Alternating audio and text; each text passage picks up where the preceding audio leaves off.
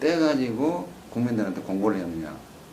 내가 볼 적에는 세 가지를 붙이가 공고하는 게 제일 신빙성이 있고 정확하다는 데이터인데 왜 뗐느냐. 이건 이거대로 왜 떼가 버렸느냐. 1분간 데이터는 아무 숫자로 나갔다고 볼 수 있는 게 이건 투표구 수하고 틀린다. 머리가 좀 좋았으면 투표구 수하고 같이 해가지고 이걸 넣었으면 우리가 못 알아채렸을 건데. 일단 이거를 보고 투표구 수 119개, 97개 의심하기 시작했네. 들어가 찾아가면서 순서를 개표 상황과 순서를 따져보니까 있을 수 없는 일이 벌어졌거든요. 개표 상황표 순서대로 1분 단위로 올라갑니다. 위원장 공표가 동시 답안에 주로 연결돼도 왜냐 워드 쳐가지고 옆에 책임자가 또 확인하면서 오케이 하면서 올려준다. 있을 수 없다. 답변 한번 해보세요. 있을 수가 없는 거예요. 여러분들도 99년에 근무해봤을 거예요. 그러고 그 개표 책임자로서 근무를 했을 거라고. 이런 일이 이루어질 수 있나 그 말이에요.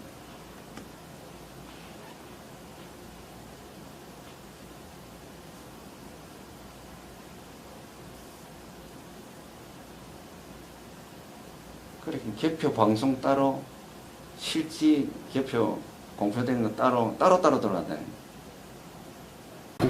지문 날인이 완료된 투표권을 받아 투표 문제가 나가세요. 투표하세요. 신분 좀 주세요. 지문 좀 주세요. 뭐 투표하시겠습니다. 이 어디예요? 네, 그제 있었던 민주당 경선의 현장 투표소 투표라고 하는데요. 관련 음향입니다. 아, 민주당 경선 현장 투표 상황. 네, 저희 뉴스쇼 팀의 정다솜 작가가 직접 투표를 해보고 왔는데요. 예.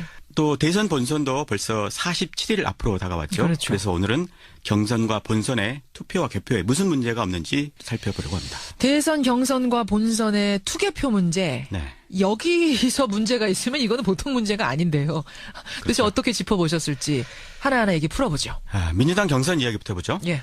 지금 민주당 경선은 예선이 아니고 본선이라고 하죠. 열기가 대단합니다. 어느 때보다도 더 엄중한 선거입니다. 예. 그런데 이렇게 잡음이 있으면 안 될 텐데 지금 상황이 그렇지가 않죠. 그러니까 세월호 인양 뉴스에 조금 가려지긴 했습니다만 현장 투표 결과가 사전에 유출이 됐어요. 맞습니다. 난리가 났죠. 네, 중간 개표 결과로 보이는 자료가 유출이 됐는데 예. 여론조사 결과조차도 투표에 영향을 미칠 수 있기 때문에 투표 앞두고 공개를 안 하고 있죠. 그렇죠. 그런데 개표 결과가 유출이 됐다. 이건 참 충격적인 일이죠. 예. 현장 투표 비율이 전체 투표의 14%밖에 안 되는데 이게 나머지 경선 투표에 영향을 미칠 수 있기 때문에 심각하다는 겁니다. 당은 곧바로 진상조사에 들어가겠다 얘기를 하긴 했습니다. 그렇습니다. 하지만 이보다 훨씬 더 큰 일이 벌어질 수 있는 투표가 있습니다. 바로 뭔가요? 이겁니다. 2차 선거인단 모집은 본인 명의의 휴대전화를 이용하는 ARS 투표 신청만 가능하며 선거인 명부 등재를 취소한 경우에는 다시 신청하실 수 없습니다. 그러니까 앞에서 설명했듯이 현장에 가서 투표하는 경우가 있고 네. 휴대전화 ARS 투표도 있잖아요. 한 가지 방법으로. 그렇습니다. 다음 주부터 진행될 휴대폰을 이용한 ARS 방식으로 투표하는 방식인데요. 예. 이거를 휴대폰 투표 또는 모바일 투표라고도 합니다. 그렇죠. 남아있는 경선 투표 86%가 바로 이 ARS 투표가 되겠습니다. 근데 뭐가 문제가 될 수 있다는 거죠? 바로 해킹 문제입니다. 사실 스마트폰은 작은 컴퓨터라고 하죠. 그렇죠. 그것도 늘 온라인 상태인 컴퓨터. 스마트폰이 이 보안에 취약하다는 건 너무나 잘 알려진 사실이죠. 고려대 김승주 교수의 이야기 들어보시죠. 예. 모바일 투표라는 것 자체가 어떤 시큐리티상의 위험성은 항상 존재하기 때문에 어떤 중요 선거에 적용하기는 좀 무리가 있는 시스템인 건 맞아요. 우리가 뭐 스마트폰 해킹 뭐 이런 얘기는 굉장히 많이 나오잖아요. 그러니까 컴퓨터 해킹 연구된 것만큼 스마트폰에 대한 해킹 방법들은 굉장히 많이 연구가 돼 있거든요. 그리고 어떤 그런 거 하기 위한 해킹 툴 같은 것도 굉장히 일반화돼 있고 그리고 가보면 그 공장처럼 막 돌아가거든요. 휴대폰의 해킹 가능성을 지금 이제 우려한 건데 네.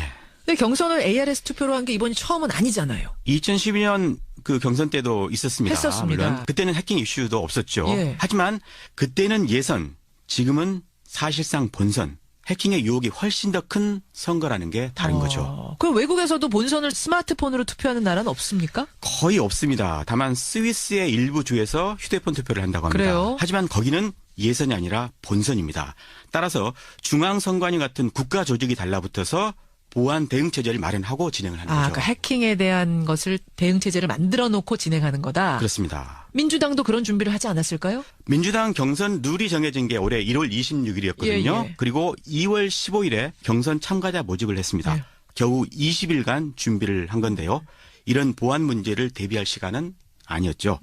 그래서 지금 할 수 있는 거라곤 해킹될 확률이 적다와 같은 자기 최면일 어허. 뿐입니다. 민주당 관계 얘기 들어보시죠. 예. 일단 ID 센터를 방화벽을 뚫어야 되는 거지 않습니까? 그리고 들어온다 들어 서버에 또 방화벽을 뚫어야 되는 거고요.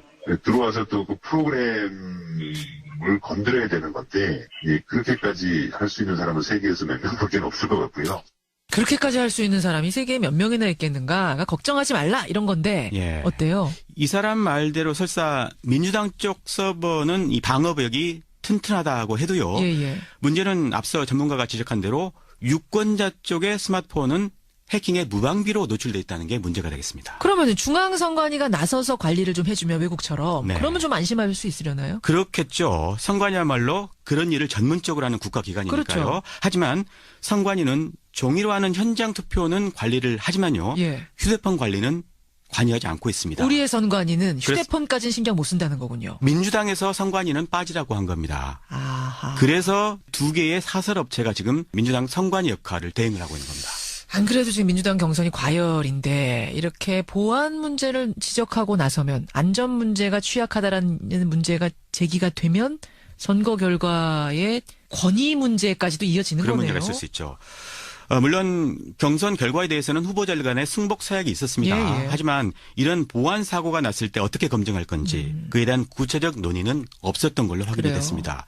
보안 사고로 인한 왜곡된 결과에 대해서까지 후보들이 승복을 할지 이거는 또 다른 문제로 지금 남아있는 거고요. 사실 이 얘기를 듣고 보니까 이게 민주당만의 얘기는 아니에요. 과거에 통합진보당 때 네. 통진당도 경선 과정에서 잡음이 있었고 대단한 홍역을 치렀었죠. 그랬었죠. 2012년 19대 국회의원 선거를 앞두고 온라인 경선을 했는데 예. 중복 대리 투표로 특정 후보에게 몰표를 줬다가 당원 460여 명이 사법 처리가 된 적이 있습니다. 그랬었습니다. 그 후유증 때문에 당이 쪼개졌고 몰락의 길을 걷다가 결국은 해산까지 됐던 거죠. 예. 그러니까 민주당도 경선 결과에 대한 불복 사태, 어떤 권위의 문제가 일어나지 않게 하려면 지금부터 미리 점검을 해야 돼요. 문제가 터지기 전에. 예, 그래서 제가 오늘 이 이야기를 드리는 겁니다. 예.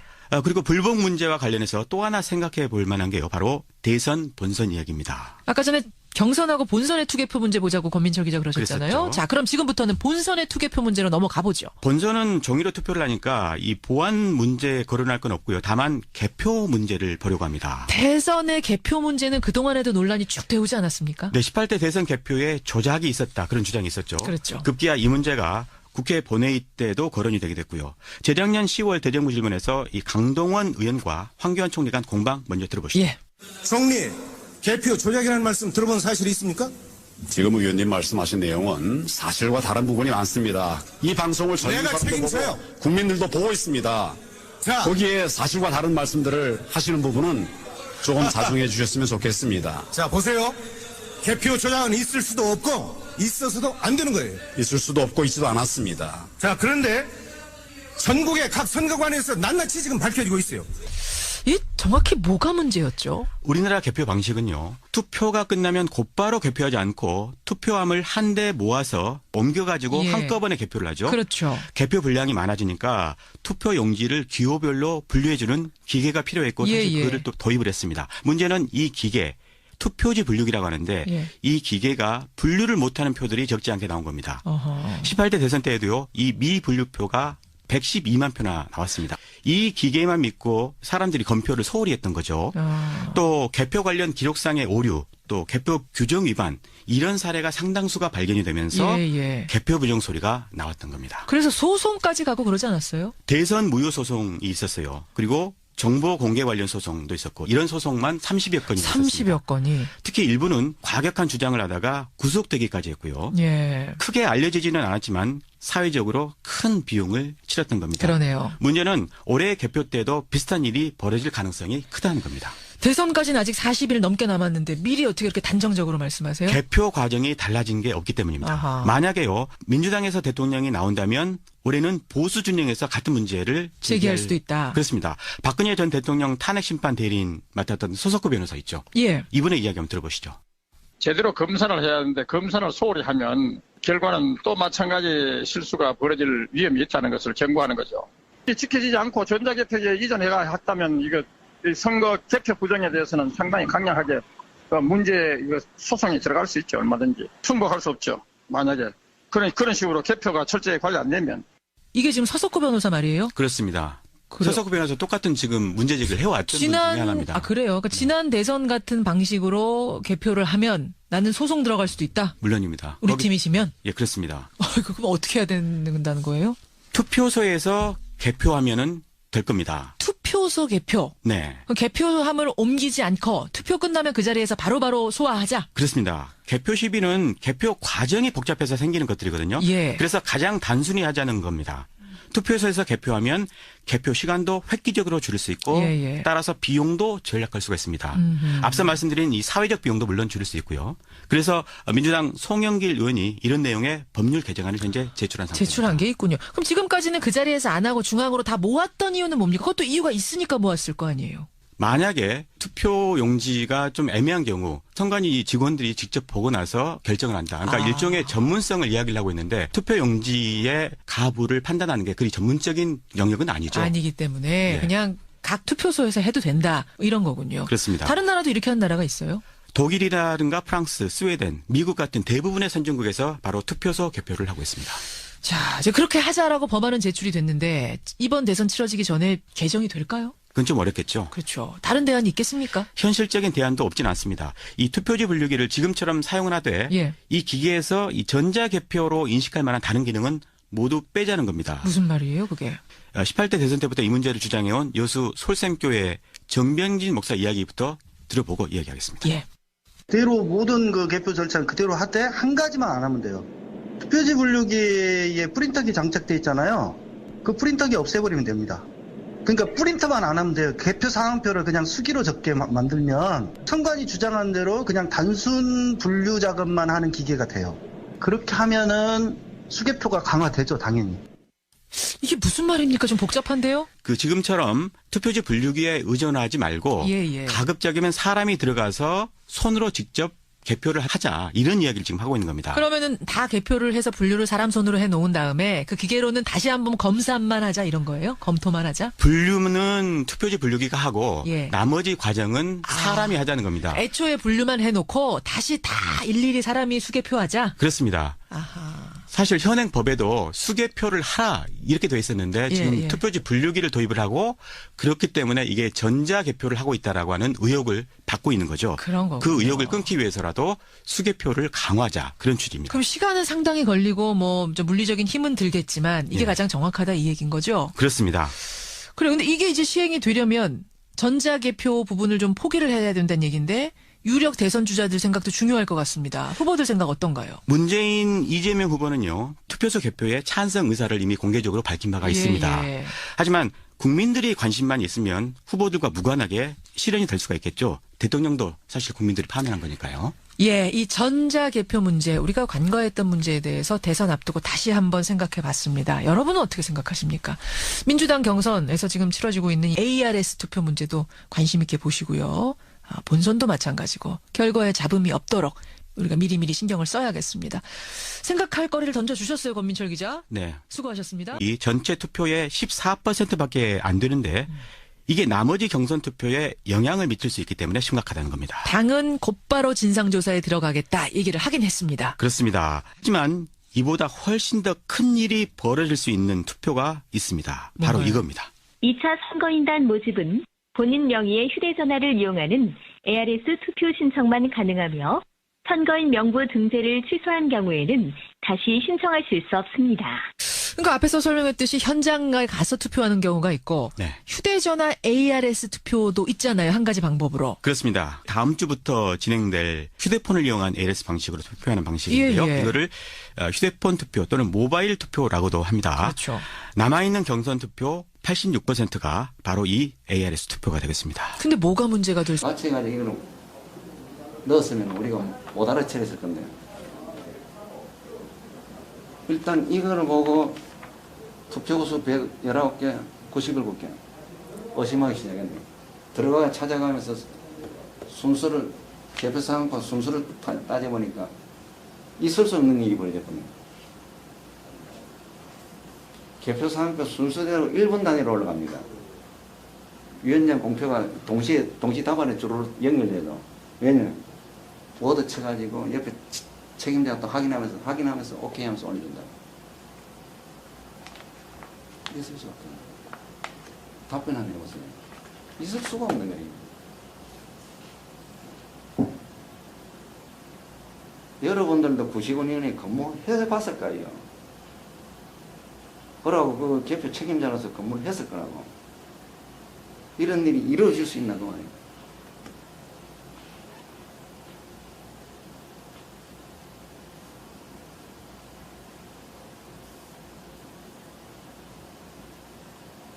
그렇게 개표 방송 따로, 실지 개표 공표된 거 따로 들어간다는 거예요. 지문 발인이 완료된 투표권을 받아 투표 문제가 나와서요. 투표하세요. 신분 좀 주세요. 지문 좀 주세요. 뭐 투표하시겠습니다. 이 어디예요? 네, 그제 있었던 민주당 경선의 현장 투표소 투표라고 하는데요. 관련 음향입니다. 아, 민주당 경선 현장 투표 상황. 네, 저희 뉴스쇼 팀의 정다솜 작가가 직접 투표를 해보고 왔는데요. 예. 또 대선 본선